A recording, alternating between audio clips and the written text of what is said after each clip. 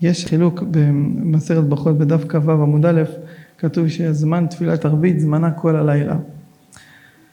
ובדף כ"ז יש מחלוקת בין רבן גמליאל לרבי יהושע אם תפילת ערבית היא רשות או חובה. רבן גמליאל אומר שהיא חובה ורבי יהושע אומר שהיא רשות, ואז אביי ורבא נחלקים, שאביי סובר שכדת רבן גמליאל ורבא סובר כדת רבי יהושע שהיא רשות והלכה כרבא, וככה גם למעשה נפסק.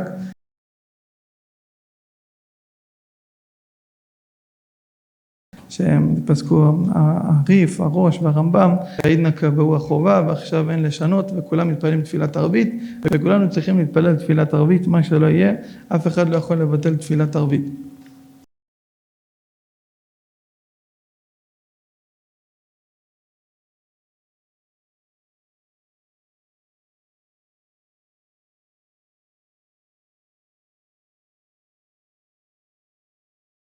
פסק השולחן ערוך באור החיים בסימן רל"ז, שמעשה תפילת ערבית אין עליה חזרת השץ. אז המשנה ברורה מסביר, אם אין עליה חזרת השץ, זה אומר שהם בחיוב. עכשיו קבוע החובה זה בגלל המנהג. עכשיו אין בגלל המנהג כוח בשביל לבוא לקיים את זה חיוב גמור, בשביל זה אין חזרת השץ, בשביל לא להטריח על הציבור, בשביל לחייב אותם בדבר שהוא מנהג בשביל לקבוע אותו כחובה.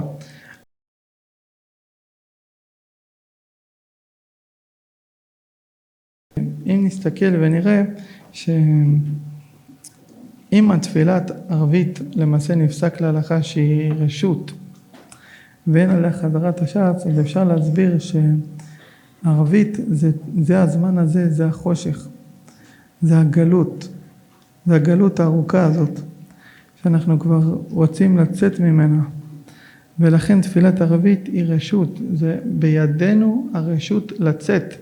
אם היינו אומרים שהיא חובה, אז חס ושלום זה הגלות הזאת היא חובה ואי אפשר לצאת ממנה. אבל הלכה נפסקה שתפילת ערבית היא רק רשות, היא לא חובה.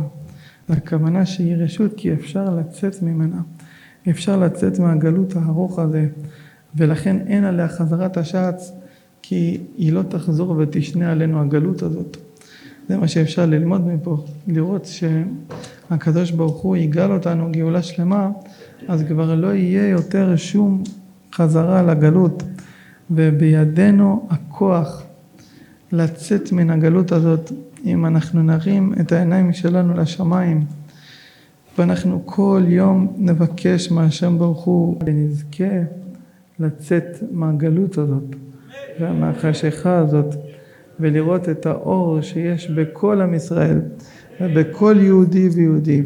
צריך לזכור שהיושב בשמיים, מי שהוציאנו ממצרים, הוא חי וקיים ונמצא איתנו, ושלא נתרגל לגלות הזאת, הארוכה הזאת, ונזכור שהלכה כרבא, הלכה כרבי יהושע, תפילת ערבית רשות, ושיהיה לכולם ישועות וניסים ונפלאות,